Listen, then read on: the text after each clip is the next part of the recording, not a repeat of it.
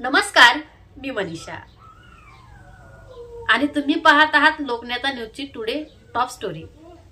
आज आपण बोलणार आहोत अशा विषयावर जो केवळ बातमी नाही तर प्रत्येक शेतकऱ्याच्या जगण्याशी त्यांच्या भविष्याशी जोडलेला आहे। पाऊस आला, पण हा पाऊस आशीर्वाद न ठरता शाप ठरला आहे। शेतातलं पीक पाण्याखाली गेलं, शेतकऱ्याचे घामाने सिंचन स्वप्न वाहून गेली आणि आता शेतकरी एकच मागणी करत आहे, ओला दुष्काळ जाहीर करा। महाराष्ट्राच्या मराठवाडा, विदर्भ, खानदेश आणि काही पश्चिम महाराष्ट्रातील जिल्ह्यामध्ये सलग तिसऱ्या आठवड्यात अवकाळी पाऊस झाला आहे। भात, सोयाबीन, कापूस आणि काही डाळिंबाची पिके पाण्यात बुडाली।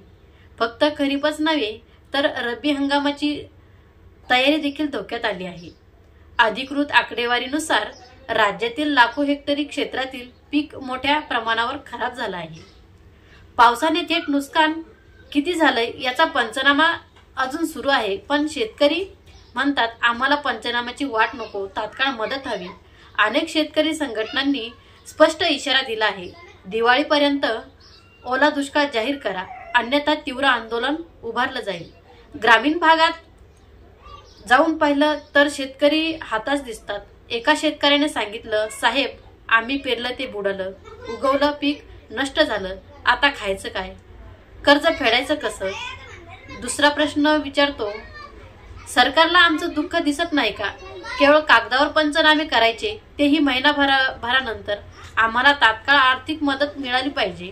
हा आक्रोश फक्त एका गावाचा नाही तर संपूर्ण राज्यातील लाखो शेतकऱ्यांचा आहे। सरकारसमोर मोठा आव्हान आहे। कोरड्या दुष्काळाची घोषणा राज्याने अनेक वेळा केली आहे, पण ओला दुष्काळ ही संकल्पना अजूनही गंभीरतेने घेतली जात नाही। शेतकऱ्याच्या झालेल्या नुकसानीला तात्काळ भरपाई का मिळत नाही, विमा कंपन्या शेतकऱ्यांना वेळेवर पैसे का देत नाहीत, आणि खरं तर शेतकरी दिवाळी साजरी करणार तरी कशी जेव्हा त्याच्या घरात अन्नाचा दाणा नाही, असे प्रश्न निर्माण होत आहेत। सरकार म्हणते पंचनामा सुरू आहेत, योग्य वेळी निर्णय घेतला जाईल, पण शेतकरी म्हणतो आमच्या जीवाला योग्य वेळ नाही, आम्हाला आता मदत हवी आहे। जर सरकारने वेट ड्राऊट जाहीर केला नाही तर मनोज जरांगे यांच्याशी विविध शेतकरी संघटना रस्त्यावर उतरतील। हे आंदोलन राज्यभर उसळण्याची शक्यता आहे। सरकारला याचा थेट राजकीय फटका बसू शकतो, कारण शेतकऱ्याच्या मताशिवाय कोणतं सरकार स्थिर राहत नाही। आज महाराष्ट्राचा शेतकरी